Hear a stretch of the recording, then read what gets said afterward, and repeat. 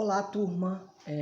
Pessoal, estamos mais uma vez aqui para estudarmos sobre o processo e o contexto de independência na América Espanhola, certo? Como nós estudamos na parte 1, né, desse conteúdo, no primeiro vídeo, em que nós estudamos todo o contexto em que a América Espanhola vivia ali no fim do século XVIII, início do século XIX, com a influência do Iluminismo, da Revolução Francesa, que fizeram com que chegasse até aqui na América e impulsionasse essa ideia de emancipação que deu início aqui na América, certo?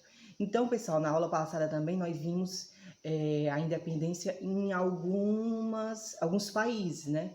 Como, por exemplo, na América do Norte, a gente viu a questão do México, né? A gente viu ali na América Central também, certo, alguns países que entraram em processo de independência na América Central.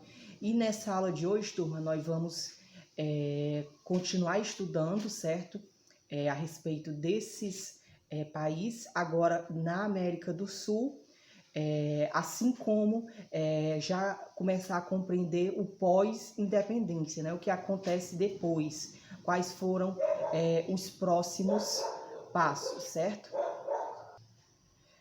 Então, pessoal, os processos de independência aqui na América, principalmente com relação à América Espanhola, né? Ou seja, aquelas províncias, aquelas colônias que faziam parte da Espanha, certo?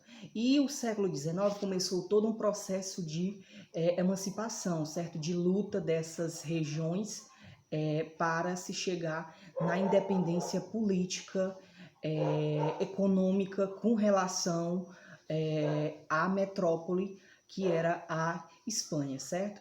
Então, vai acontecer vários processos de independência, como nós vimos na aula passada, a questão de Cuba, a questão do México, né?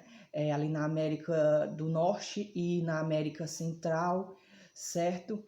Outros países vão alcançar a independência ainda na América Central, que é o caso do Panamá, da República Dominicana, né? Guatemala. Então, são vários territórios se fragmentando e buscando a sua emancipação. E com relação à América do Sul, pessoal, a América do Sul, ela também começou esse processo de emancipação, né? Nós tivemos, por exemplo, o Paraguai em 1911, certo?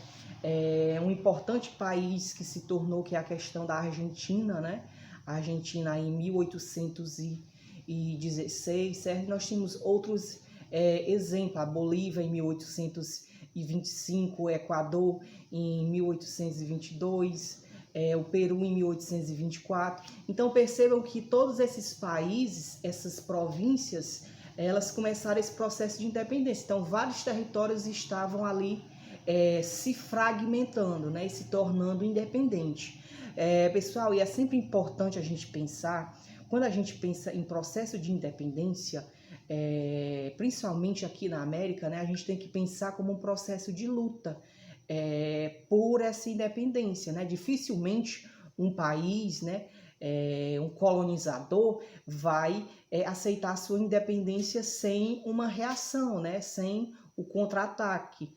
Isso não é muito diferente, então vai ter várias disputas, guerras que vão acontecer por conta dessa independência, certo?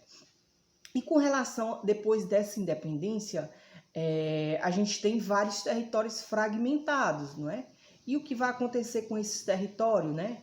Havia uma ideia, um objetivo de alguns líderes que estavam à frente dessas batalhas da independência, que eles queriam, mesmo com esse território, depois de alcançar a sua independência, todos eles fragmentados, o que ia acontecer? Reunir em torno de um único país, né? Uma união, por exemplo, pan-americana, não é?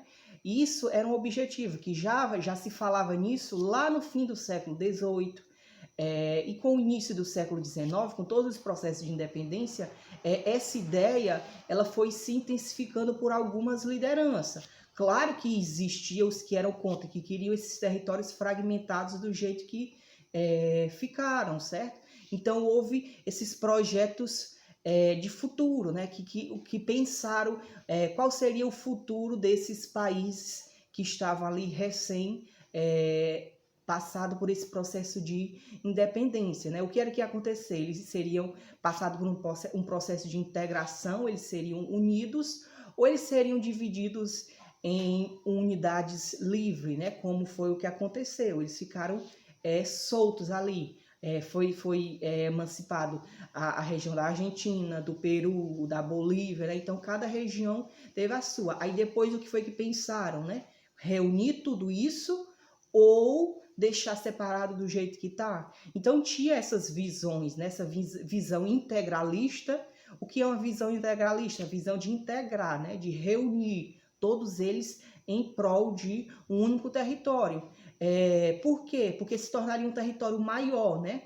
Tinha um caso já, por exemplo, da América do Sul, de um país muito grande. Quem era? O Brasil. O Brasil, ele é um território muito grande, né? Enquanto que os seus vizinhos ali são territórios muito pequenos, né? Então eles queriam o quê? Esses outros países para ver se aproximava mais ou menos o seu território do Brasil, né? Torná-lo um país territorialmente grande, reuni-los para torná-los grande, certo? Esse era o objetivo de alguns. Será que isso vai acontecer? Será que foi isso que aconteceu? Não, né? Nós sabemos que até hoje cada país ele é fragmentado, né? Tem a Argentina, tem o Peru, tem a Venezuela, né? Então não houve essa fragmentação, certo? Eles falharam com relação a esse objetivo integralista, né?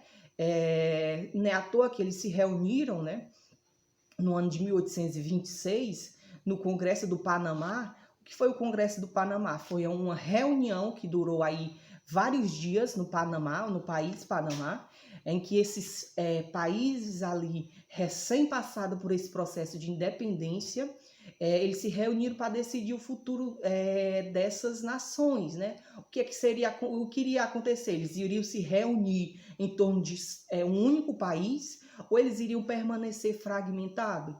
Porém, pessoal, por mais que os líderes quisessem essa união, ela não aconteceu. Por quê? Porque os Estados Unidos e a Inglaterra, né, que eram grandes já modelos políticos e influentes para com esses recém-passados por independência, esses países da América, eles acabaram não aceitando, certo? Porque isso ia muito contra os seus interesses econômicos, certo? Então, os Estados Unidos e a Inglaterra se opuseram a essa integração dessas províncias em prol de um único país. E isso fez com que eles permanecessem separados como é atualmente, né? Cada país com a sua separação, com a sua divisão territorial, certo? E depois da independência, o que foi que aconteceu depois dessa independência? Que tipo de governo eles optaram, não é? Porque a gente sabe, pessoal, que esses países, eles estavam saindo de um modelo político, né? De um modelo de governo, e eles teriam que aderir a outro, né? Eles iriam ser republicanos ou imperialistas, né? Qual era o modelo que eles iriam adotar? E aqui na América, né, nesses países, eles adotaram o modelo republicano, né? Eles já saíram da sua independência para um modelo republicano. Houve líderes, grupos que se opuseram? Sim, né? À toa que teve vários conflitos, guerras civis, que não aceitavam esse acesso direto para uma república, né? Que foi o caso, por exemplo, do México e da Argentina, certo? Porém, eles continuaram nesse processo de república. Diferente, por exemplo, do nosso país, né? O Brasil, ele quando ele passou para o processo dele de independência, ele passou para um império, né? Ele se tornou um império. Somente anos depois, no fim do século XIX, né, é que nós temos a adesão com o fim da república, o fim da monarquia e o início da república, certo? Já esses países da América Espanhola, eles aderiram a esse modelo republicano, certo? E quando a gente pensa em modelo republicano, às vezes a gente pode pensar que eram governos democráticos, né? Já que quando a gente pensa em república, a gente pode pensar já nesse sentido de democracia. Porém, esse modelo republicano que eles adotaram não era tão democrático, né? Já havia uma divisão econômica, uma classificação das pessoas pela sua economia, pela sua fonte de renda, não é? Então isso permaneceu durante ainda boa parte do século XIX até o século XX. Então as classes populares elas não tinham o poder decisório, né? Ou seja, o poder de decisão política, já que eles não tinham condições econômicas. Então era uma república, mas nem sempre era uma república democrática, certo?